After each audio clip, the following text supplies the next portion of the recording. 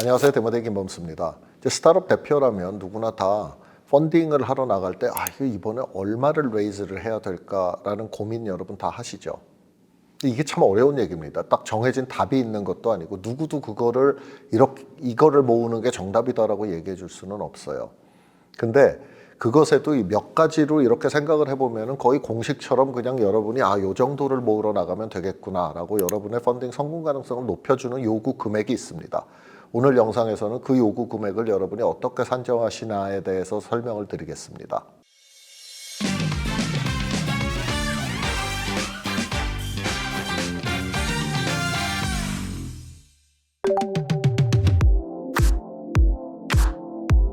여러분이 펀딩을 얼마를 받는 게 적당할까라고 고민을 하실 때 이 펀딩이 결국은 내 기업 가치를 VC들이 얼마로 인정을 해줄까와 아주 깊은 관계가 있습니다. 당연하잖아요. 왜냐하면 이게 기본적으로 여러분이 펀딩을 하실 때는 그 펀딩 받는 금액에 대해서 내 회사의 지분을 얼마나 희석을 시킬 거냐, 내 지분을 얼마나 내줄 것이냐의 문제잖아요. 그죠? 그런데 보통은 이제 그 회사들이 약간 그게 꼭 그래야 되는 건 아니지만 평균적으로 봤을 때 한 번 펀딩을 할 때 그 시점에서 20% 이하의 지분을 주고 싶어 하거든요. 20%가 넘어가면 좀 많다라고 생각을 할 수 있죠. 그래서 20% 이하의 지분을 주려고 한다라고 하면은 여러분이 20억 모으는 거랑 50억 모으는 거는 기업 가치가 어마어마하게 차이가 나는 거예요. 20억을 모은다라고 하면 기업 가치가 포스트 머니 밸류에이션 기준으로 100억은 돼야 여러분이 20% 내주는 거죠. 근데 50억을 모은다라고 하면은 250억이 돼야 20%를 내주는 거잖아요. 그렇기 때문에 포스트 머니 밸류에이션으로 보면은 100억과 250억은 이건 완전히 다른 딜인 거죠, VC 입장에서. 그래서 여러분이 펀딩 하시려는 금액은 결국 그 금액을 우리가 대충 시장 평균으로 20% 이하의 지분을 내준다라고 할 때 기업 가치를 얼마로 만드는가 이거를 계산을 하셔야 돼요. 그냥 여러분이 내가 필요한 금액이 이거니까 이걸 모아야지라고 생각을 하셔도 되는데 문제는 그렇게 생각을 했을 때는 여러분의 펀딩 가능성이 높지 않습니다. 그래서 항상 결국은 펀딩 금액이 현실적이냐보다는 그 펀딩 금액을 내가 받기 위해서 시장에 요구해야 될 기업 가치가 얼마인가 그게 더 중요하다. 이 펀딩을 모으는 거는 어떻게 보면 내가 그 시점에서 시장에서 어느 정도 커먼 센스로 인정해 줄 수 있는 기업 가치 내에서 펀딩 금액을 정하는 게 타당하다. 요걸 제가 일단 먼저 말씀을 드리고요.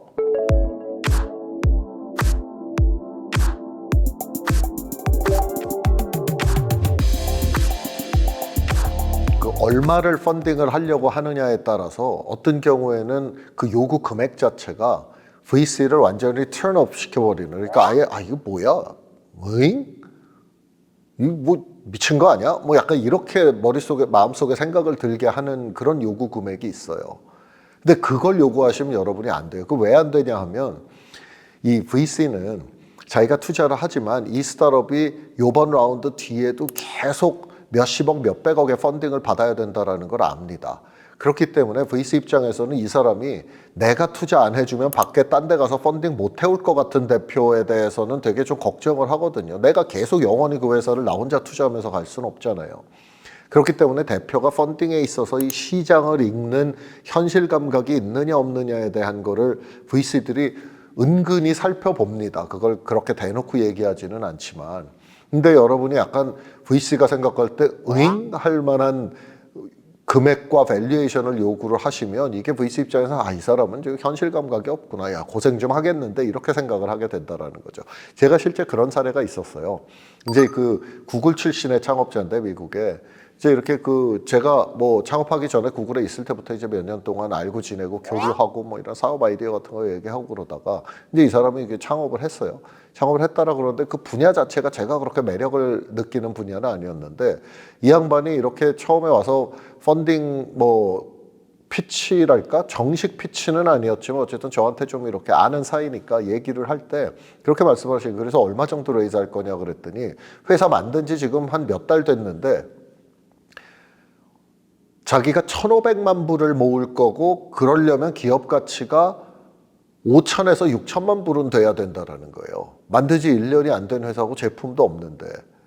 그때 제가 딱 느낀 게 뭐냐 하면은 이 사람이 내가 거의 한 2, 3년을 알고 지냈는데 이 정도로 현실 감각이 없는 사람이었구나.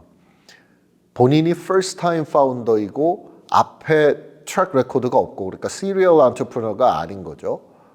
그 성공 사례도 없고 지금 이제 구글이라는 대기업의 월급쟁이 하다가 지금 나와서 첫 창업을 한 건데 회사 설립한 지 1년 안 되고 제품도 없는 상태에서 그래도 기업 가치가 5천만 불은 돼야 된다라고 얘기를 한다. 그리고 1,500만 불을 모은다.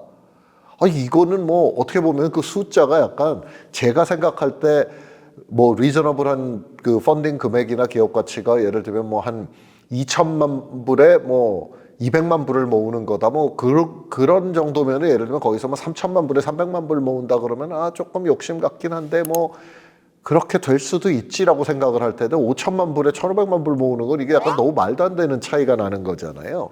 근데 실제로 그게 실제 저한테 그러더라고요. 제가 그때 딱 느낀 게 이분한테는 내가 투자를 하면 안 되겠구나. 너무나 이 현실 감각이 없구나. 이분은 그 대기업 월급쟁이로 살 수는 있지만 이분이 이거를 수업료를 굉장히 많이 내야 되겠구나. 창업자로서 성공하기에는 그렇게 느꼈었거든요. 그래서 여러분이 그걸 어프로치를 하실 때 너무나 이게 내가 지금 요구하는 펀딩 금액과 밸류에이션이 이게 과연 현실적으로는 조금 받아들일 수 있는 레인지인지 좀 시장 평균을 여러분이 찾아보시고 요구를 하시는 게 좋아요. 대표의 현실 감각,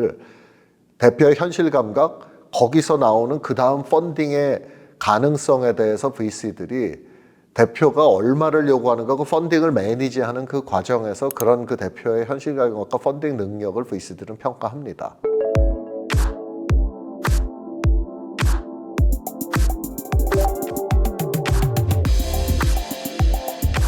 여러분이 펀딩을 하실 때 여러분한테 가장 유리한 상황은 여러분이 모으려는 금액보다 오버 서브스크라이브 되는 거예요. 더 많은 투자자들이 관심을 갖는 거예요. 그렇게 되면 여러분이 협상의 주도권을 쥘 수가 있습니다. 왜? 포머를 유발할 수 있으니까. 포머를 유발하면 VC들이 관심이 원래 70이 뜬 사람도 막 경쟁이 심해지면 야 이거 되는 회사인가 보다. 왜 이렇게 많이들 달려들지? 그러면은 내 관심도가 70에서 100으로 올라갈 수 있거든요. 그래서 여러분의 가장 이상적인 상황은 오버 서브스크라이브가 되는 겁니다. 그 펀딩 라운드가. 근데 그러면 어떻게 오버 서브스크라이브를 시키느냐? 예를 들면 여러분이 생각할 때 지금 시장에서 내가 그냥 평균적으로 봤을 때 내 지금 회사의 정도를 보면은 시장 평균으로 이게 뭐 한 200억 정도 된다 기업 가치로 평가를 하면은 뭐 리저너블 한 것 같아. 아무도 알기 안 할 것 같아. 그런데 이거를 조금 욕심을 부리면 한 300억을 불러도 미친놈 소리는 안 들을 것 같고 반대로 이거를 100억으로 내려가면은 이거는 완전 떠리로 파는 게 될 것 같고 그런 어떤 레인지가 있잖아요. 그러면은 여러분이 결국은 그 레인지는 시장에서 여러 사람한테 주변의 스타트업 정보 보고 듣고 다른 사람들한테 의견 듣고 그렇게 해서 어느 정도 그 레인지가 정해지면 여러분이 정하실 거는 결국 그 레인지 안에서 어떤 기업 가치를 내가 asking price로 할 것이냐. 저희는 이 정도 기업 가치에 이만큼을 펀딩 하려고 합니다라고 기업 가치를 뭘 제시할 거냐에 있어서 위로 갈 수도 있고 밑으로 갈 수도 있어요. 근데 제가 권하는 방법은 여러분이 생각하는 레인지가 150억에서 250억이다라고 하면은 저는 그 중간값이 200억 이거는 누구도 알교하지 않을 가격에서 저는 조금 낮게 잡을 것 같아요. 한 190억, 180억 정도로 잡고 그거에 맞춰서 한 20% 정도 다일루션을 감소하는 20% 정도 지분을 내주는 그런 협상으로 저는 시작을 할 것 같아요. 처음에 asking price가 높으면 사람들이 조금 부담을 가질 수가 있어요. asking price에 팔리는 게 아니잖아요. 그런데 asking price가 높으면 이거 조금 욕심인가 조금 비싼 것 같은데 이렇게 생각이 될 수 있고 asking price가 너무 낮으면 아니 이 사람은 이렇게 뭔가 헐값에 팔지 이렇게 자신감이 없나 이렇게 될 수 있거든요. 그래서 누구도 알교할 수 없는 데서 조금 빠지면 야 이거 매력적인 딜인데 라고 생각할 가능성이 많거든요. 어쨌든 누구도 알교할 수 없는 프라이스 레인지에서 더 저는 위로 많이 갈 필요는 없다라고 생각을 합니다. 왜 그러냐 하면 결국 위로 안 가도 내가 펀딩이 될 것 같으면 알교할 수 없는 평균 가격에 내가 제시를 했을 때 생각보다 더 많은 사람들이, 많은 투자자들이 붙어요. 그 투자자들이 붙다 보면 그 다음에 칼자루를 여러분이 쥐게 돼요. 대표가 쥐게 됩니다. 이게 김범수 대표님, 제가 펀딩 관심 가져주셔서 감사한데, 지금 저희가 이 펀딩 저희 쪽에 투자하고 싶은 분들이 너무 많아가지고요. 여기가 얼마 커밋 원하시고 여기가 얼마 원하시고, 그래서 저희가 원래 모으려던 건 20억인데 지금 원하시는 분들을 다 받아들이면 30억이 돼요. 그래서 저희가 지분 이석이 너무 높아집니다. 그래서 투자하시는 분들의 이 금액을 조금 VC당 금액을 줄이든지, 아니면은 저희가 좀 밸류에이션을 원래 20억 모으려고 그랬다가 30억이 서브스크라이브가 됐으니까 저희가 밸류에이션을 조금 높여서, 원래 200억 기업 가치를 저희가 말씀을 드렸었는데 250억으로 높여서 30억을 받으면 어떨까요? 이렇게 여러분이 협상에 칼자루를 쥘 수가 있어요. 그런데 여러분이 처음에 250억 밸류에 30억을 모으러 나갔는데 이게 20억밖에 안 모였다라고 하면, 그러면은 이 20억에 들어온 사람도, 아니 그때 원래 30억 모은다 그랬잖아요, 그 10억을 못 모으나? 그러면은 저희 커미트는 조금 다시 생각해 봐야 될 것 같은데, 이럴 수도 있거든요. 그래서 여러분이 asking price는 argue가 안 되는 가격에 잡거나 그것보다 살짝 낮게 잡아서 이 투자권을 더 매력적으로 만드는 게 저는 낫다라고 생각을 합니다. 이게 사실 미국에서 집을 팔 때 좀 비슷한 경우가 있거든요. 그러니까 이게 처음부터 비싸게 내놔도 되지만 사실은 사람들이 많이 와봐야 되거든요. 집을 내놓으면은 여러분이 와서 집을 구경하고 살지 말지, 오퍼를 낼지 말지 결정을 해야 되는데, 그 애스킹 프라이스가 시장의 최고가 수준에 있으면은 근데 부담돼서 나는 저 금액 내고는 집 못 사라고 생각을 하는 사람들이 안 온단 말이에요. 아예 일찍 포기를 해버린단 말이죠. 근데 야, 저 집 다 괜찮아 보이는데 저게 가격이 이거야? 한번 가서 봐야지. 이렇게 막 경쟁이 붙으면, 처음에 그 상한선의 가격을 안 내려고 그랬던 사람도 집을 가서 보고 마음에 들었다가 막 경쟁이 붙으면 저절로 올려 쓰게 돼요. 그거는 그렇게 됩니다. 이게 시장의 논리가. 포모만큼 무서운 게 없어요. 그래서 전 여러분이 처음부터 야심차게 내가 받을 수 있는 최고의 밸류에이션을 목표로 해서 나가기보다는 리저너블한 밸류에이션 또는 그것보다 살짝 낮은 밸류에이션에 나가셔서 더 매력적으로 만드시고 오버 서브스크라이브 되도록 만들어서 거기서 칼자루를 쥐고 그 딜을 여러분이 컨트롤을 하시라. 그 편이 여러분이 가장 유리한 방식으로 펀딩을 하실 수 있다라고 생각합니다.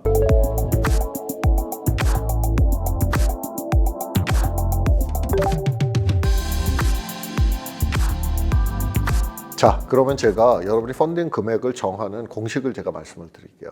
일단 첫 번째는 마일스톤을 정해야 돼요. 목표를 정해야 됩니다. 이 펀딩으로 어디를 갈 것이냐. 그 목표를 정하실 때는 그 목표가 달성되면 그 다음에 시장에서 내 기업 가치를 지금 펀드레이징 하는 것보다는 훨씬 높게 쳐줄 것이다라고 생각되는 목표를 정하셔야 돼요. 그 목표가 너무 낮으면 이번 펀딩 받아서 돈 떨어지는 때가 돼도 그 다음 펀딩이 어려울 수가 있고, 그 목표가 너무 높고 달성하기 힘든 목표면 지금 펀딩 금액 가지고 안 될 수도 있는 거죠. 그래서 여러분이 굉장히 그 현실적인 마일스톤 목표를 먼저 정하셔야 되고요. 두 번째는 그 목표를 정하신 다음에 그 목표를 달성할 때까지 내가 자금이 얼마나 필요한 거를 계산을 해보셔야 돼요. 그래서 그 자금이 예를 들면 20억이 필요하다라고 하면은 20% 정도 버퍼를 잡아서 25억을 모으시는 걸 여러분이 목표로 하시는 게 맞아요. 왜냐면 항상 회사 운영해 보신 분들은 다 잘 알겠지만, 내가 원래 3개월에 달성하려던 거 3개월에 달성 안 되잖아요. 6개월이면 개발할 수 있었던 거 나중에 보면은 7개월, 8개월, 9개월, 1년 걸리죠. 그렇기 때문에 버퍼를 좀 갖고 펀딩을 하시는 게 좋습니다. 자, 세 번째, 마일스톤 정했고 그 다음에 그 마일스톤 달성에 필요한 금액 플러스 20% 버퍼해서 펀딩 금액을 정하셨으면, 그 펀딩 금액 가지고 내가 지분 희석을 얼마를 감소할 것인가 를 여러분이 결정을 하셔야 돼요. 대략 그 시장 평균으로 보면은 한 번 펀딩을 여러분이 하실 때 10%에서 25% 지분 사이에서 결정이 되면은 약간의 유불리는 있지만 그 정도면 그냥 상식적인 선입니다. 근데 이제 10% 하면은 조금 더 이게 회사가 인기가 있어서 좀 회사가 주도권을 갖고 협상을 한 거고, 25%를 내줘야 되면은 내가 지금 시장에서 인정받는 가격보다 조금 더 많이 자금을 펀딩을 하는 거죠. 근데 그거는 선악은 없어요. 결국 그때 내가 어떤 결정을 하느냐가 그 다음 펀딩 라운드에 힘드냐 쉬우냐를 결정을 하는 거지, 그게 선악은 없습니다. 근데 대략 여러분이 어느 정도 선에서 희석을 할 건가를 결정을 하시고, 그 희석 기업계 지분을 얼마를 내준 건가를 결정했을 때 그 기업 가치가 시장에서 도저히 받아들일 수 없는 가치면 여러분이 다시 1번 마일스톤 정하는 거에서부터 여러분이 다시 절차를 밟으셔야 돼요. 그러니까 마일스톤이 너무 야심찬 마일스톤이면 그 마일스톤을 여러분이 쪼개셔야 돼요. 그걸 그냥 그 마일스톤을 해놓고 기업 가치가 지금 시장에서는 내 회사, 나 정도 되는 회사를 아무리 봐줘도 200억인데 내가 이거를 나는 이만큼 자금이 필요하니까 400억에 달라라고 얘기를 하시면 안 되고요. 지금 대략 200억 평균이다라고 하면 내가 필요한 자금을 조금 많이 모으고 지분 희석을 더 많은 지분 희석을 감수를 하시든지 아니면 펀딩 금액을 줄이시고 그 얘기는 마일스톤을 더 쪼개셔야 되는 거죠. 어쨌든 요 3번까지 와서 그 밸류에이션이 과하면 다시 1번으로 돌아가셔서 마일스톤부터 재점검을 해보세요. 네 번째는 그렇게 해서 밸류에이션을 정하셨으면 그 밸류에이션으로 나가시거나 그 밸류에이션보다 조금 낮은 밸류에이션으로 나가셔서 여러분의 이 투자 딜을 매력적으로 만드시는 게 좋다. 내가 지금 조금 욕심을 덜 부리는 것 같아서 이거 너무 싸게 파는 거면 어떡하지? 그 고민 하실 수도 있어요. 맞아요. 그 리스크는 있습니다. 여러분이 밸류에이션의 애스킹 프라이스가 낮을 때 여러분이 생각할 때 내가 200억에서 250억까지는 욕심을 낼 수 있을 것 같은데 라고 할 때 200억 부르고 나가기 쉽지 않죠. 근데 여러분의 가장 이상적인 상황은 오버 서브스크라이브가 되는 거고 투자하겠다는 사람이 많은 거고 오히려 높이 불렀다가 안 될 가능 그 리스크를 지는 것보다는 차라리 조금 낮게 불렀다가 최악의 경우에 200억의 펀딩이 된다라고 해도 end of the world가 아니라 세상 무너지지 않는다라는 거죠. 그래서 그 레인지를 여러분이 장하셔서 저는 일단 시작할 때 좀 매력적으로 보이는 거 대표가 되게 현실적이고 지금 시장 상황을 잘 인식하고 있다라는 거를 보여주는 게 저는 중요하다고 생각합니다. 자, 마일스톤 정하기, 마일스톤 달성에 필요한 금액 곱하기 120%한 20%의 버퍼를 둔 펀딩 금액 정하기, 그 펀딩 금액으로 얼마의 지분을 내줄 것이며 그 지분 희석이 가져오는 밸류에이션이 얼마인지 계산하기, 그 다음에 그 밸류에이션으로 나가거나 조금 더 낮은 밸류에이션, 좀 매력적으로 보일 수 있는 밸류에이션에 나가기. 요렇게 펀딩 금액을 여러분이 정하시면 됩니다.